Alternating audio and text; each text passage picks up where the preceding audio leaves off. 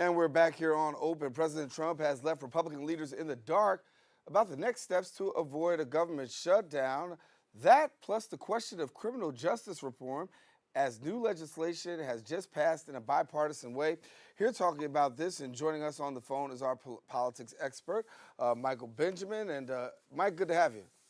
Good morning. Good to be on, Daren. Yes, good to have you. Listen, Mike, I got to go front and center on this one.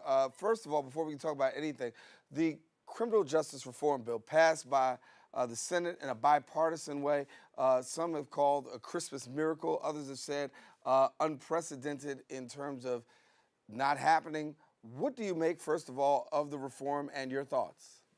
Well, our thoughts are that the New York Post editorially, we supported the bill for a long time, and we'd urged President Trump to push the Senate Majority Leader McConnell to bring the bill to a vote, and he did, and we're happy.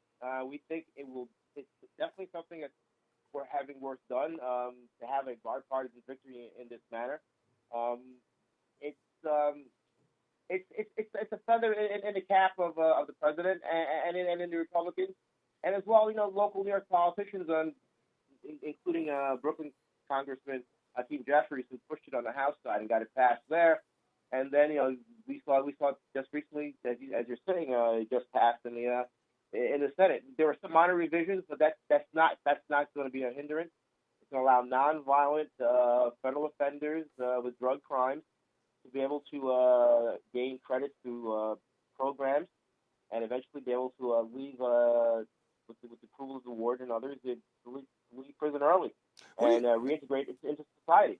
What do you make? You have some critics on one side who say, listen, we know that the legislation was worked on previously in the Obama administration, now the Trump administration passing it, and working and seeing it through on that end. But with regards to drugs, you have the opioid drug crisis, you have crack, and then you have also cocaine.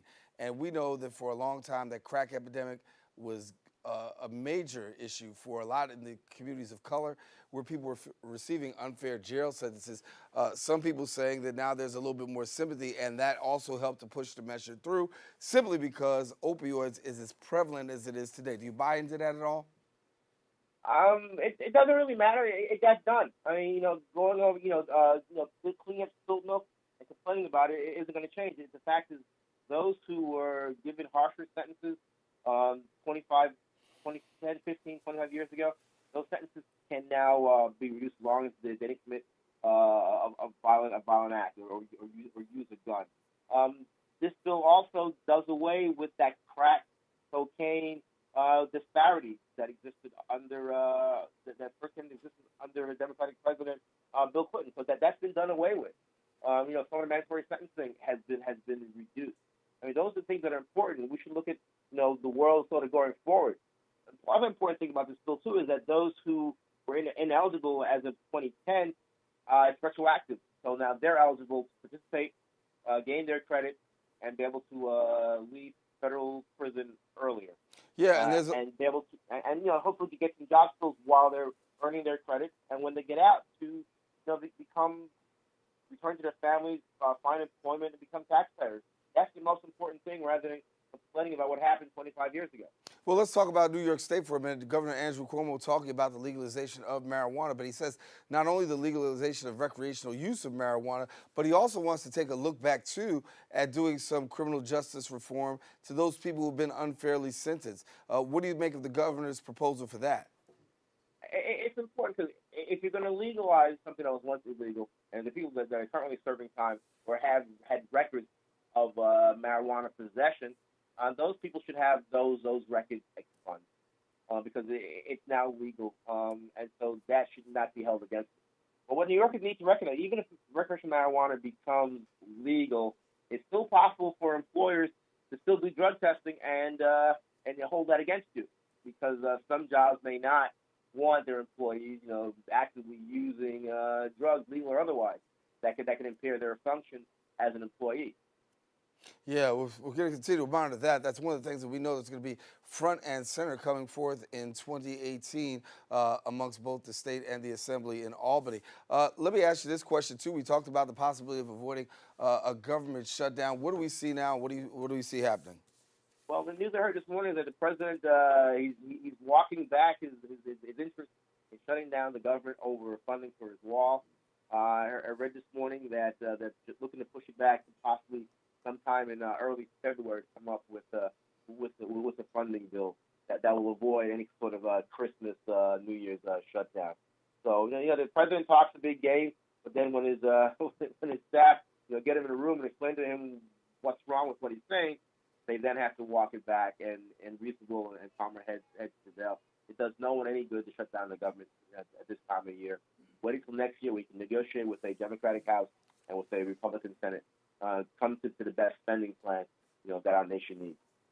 Well, given the fact that we have to wait until January to really see the new Republican Senate, I should say the new Republican Senate and the Democratic-controlled House, we do know that there will be some things happening in Washington, D.C. as soon as both sides take office. What are some of the things that we can look to see when the new session begins?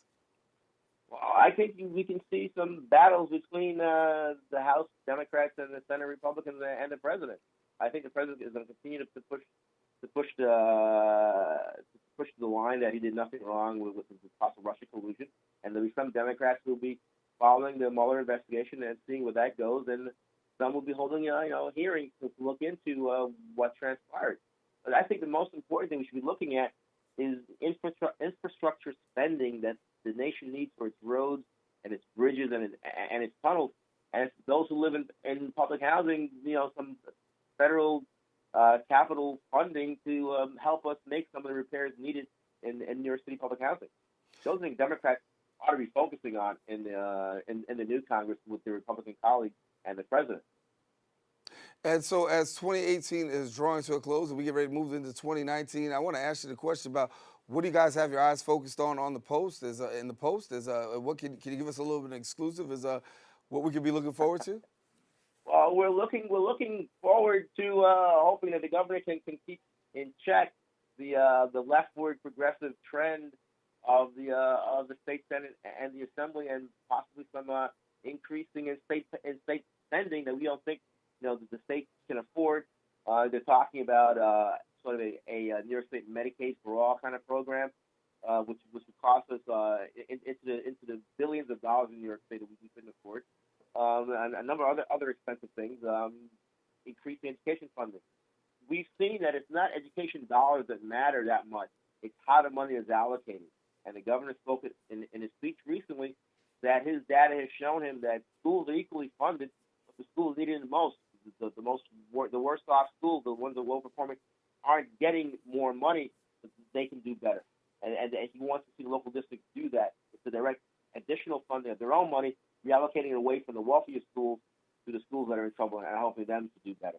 And those are things we support the governor in doing, in keeping the 2% property tax and keeping state spending to below 2% growth, and doing the things that he said he would do as a fiscal moderate to keep the state government funded and not to expand it too much. I mean, we are supposed to lead in a limited small government and keeping taxes low. And before I let you go real quickly, with the Democrat State Senate and a Democratic State Assembly, I guess the one thing that we can look forward to possibly is an on-time budget.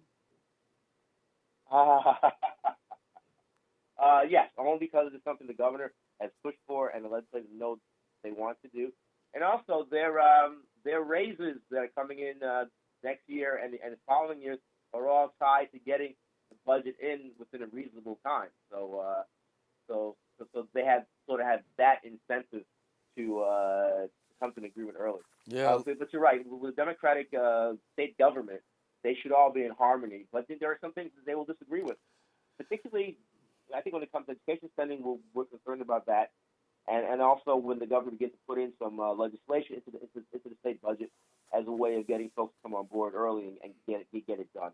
All right. Well, but we'll see. All right. Well, Mike, I got to let you go. We're out of time on the segment, though, but good talking to you. Of course, we'll continue to monitor these, and we'll bring you back. Mike Benjamin, our guest here. All righty. Taking a quick break. We'll be back with more Open. Stay with us. We're coming right back right after this.